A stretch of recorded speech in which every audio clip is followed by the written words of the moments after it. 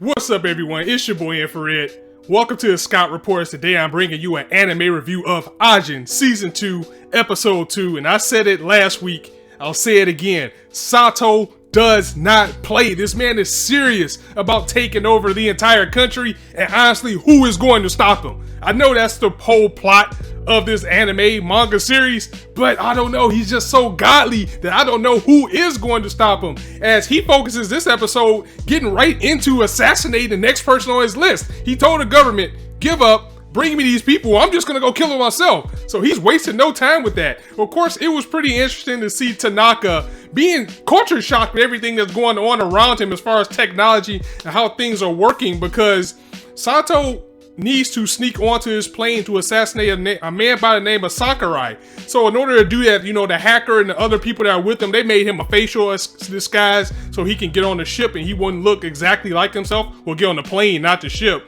So he wouldn't look exactly like who he is. You know, they purchased an airline ticket with a fake credit card or with a hacked credit card.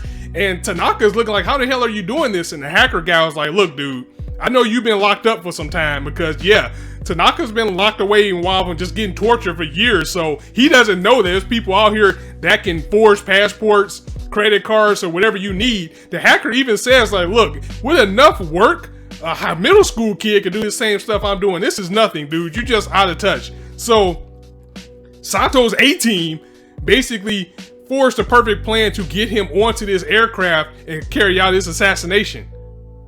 Meanwhile, Kei and Nanako are getting training from Tosaki and the rest of the government to basically get their muscle game up a little bit, as they're physically training their bodies, doing push-ups, sit-ups, and what have you. And it was kind of, I don't want to really say it's weird, but maybe it was like a breath of fresh air, or maybe just different to see lightheartedness in Ajin, because it comes few and far in between, as we get a nice little bit of comedy between Nanako and Kei in this episode before things get serious again. Like when they were doing the push-ups, Kei could barely do 20 push-ups, while Nanako was just knocking them out like bam, bam, bam. You know, a little bit of payback for locking him into that trailer, and he was just training to pass the time away and to try to escape himself. Well, the government says that they are training them for a specific purpose, and they gave Nanako more of the work because they need him for something in particular. They say that if he goes through with it and continues to impress them, they will teach him how to use a tranquilizer gun. And we still don't know what Kei's purpose is yet. However, another little bit of comedy that we got today is to see that Nanako is actually attracted to Shimamura. So again, Ajin with a little bit of the comedy, a little bit of lightheartedness, where he's like, man, she's hot, I wonder if she has a boyfriend. So you don't see that too much in Ajin, so it was pretty good to see it. But we do get a big scene in this episode with Kei basically having a conversation with Oguru, the doctor, you know, the doctor guy that smokes all the time, where he was saying, I need to see your black ghost in order to do my work. I need to see it in order to observe it. And he tells Kei, act like you're going to kill me, and that's what will bring it out. I should be able to see it then. So we come to find out that, of course, since he's the main character, Kei's Ajin has a little bit different or a little bit more intricate abilities than any ones that he's encountered before. Mainly that he can summon it more than everybody else. I think he said the average is probably like 5 times consecutively, where Kei was able to get it up to 9. Also, it is very detailed and very intricate, and it does the opposite of what he says. Again, it's a trait that's very rare with Ajin and the Black Ghost, but it has happened before, as a girl basically says that there was someone who was like a farmer or something who had an Ajin, and his was so sophisticated to the point that his Black Ghost was actually riding like the crop mower and doing things individually. So with enough focus, with enough training and practice, your Ajin can almost act on his own. And of course, the man, the beast, the legend, Sato, not letting us forget that he loves video games, as he was able to get onto the plane and he's sitting there playing his little handheld while he's scouting the situation.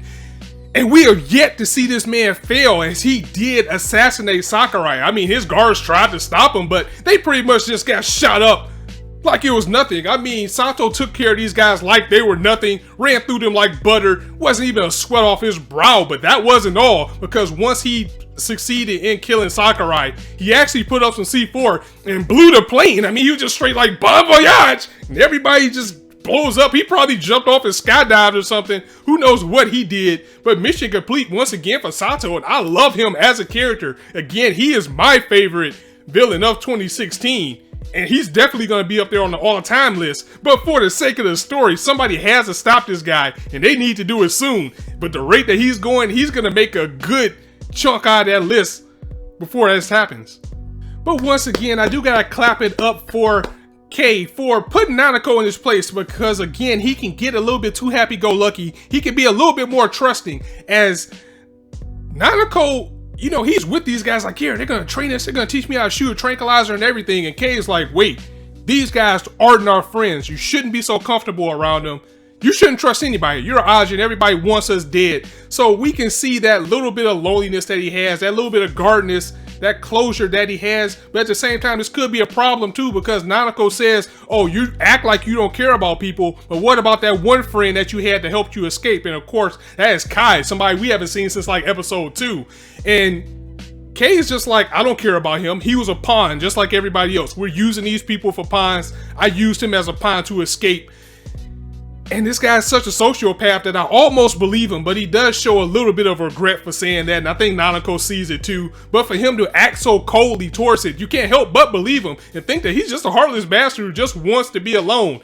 And that makes him such an intricate character, because we don't see this type of trait from a main character. We usually see that type of thing from someone like Nanako, who would be the main character in the series, but instead we got K, somebody who is definitely a polarizing type of character who is the leader. So K is living by the motto of let your heart lead you and your body will crumble, as again, he had the conversation like, I don't trust anybody but myself, basically, and I'm not going to go ahead and start having feelings, but that's going to be a weakness.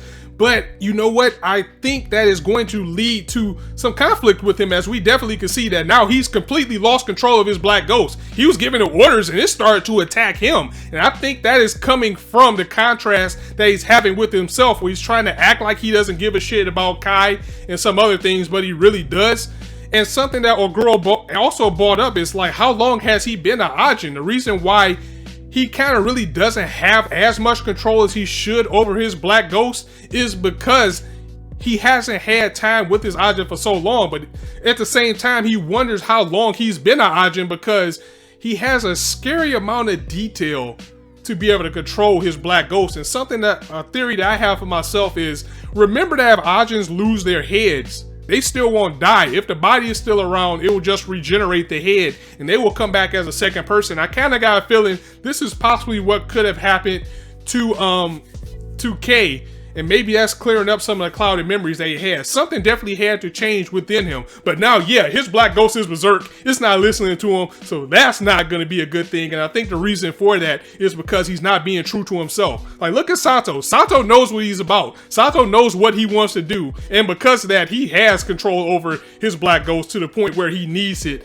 And he's also teaching the people on his goon squad to get better control of him as well. So guys, that was the episode of Ajin. Again, another fantastic outing, as this series shouldn't be under the radar as it is. It really is great. And it's definitely a filler for Tokyo Ghoul if we ever get another adaptation of that. So definitely check it out if you haven't already. So guys, I'm going to go ahead and end it here. If you liked the video, go ahead and drop it a like. And if you want to hear more, go ahead and hit that subscribe button, as there is not a shortage of content for you guys who indulge on this channel. And as I always say, you guys can be anywhere on YouTube right now, but you chose to listen to me. I really appreciate that, so thanks for stopping by. On that note, it's your boy Infrar-Ed signing out. See you soon.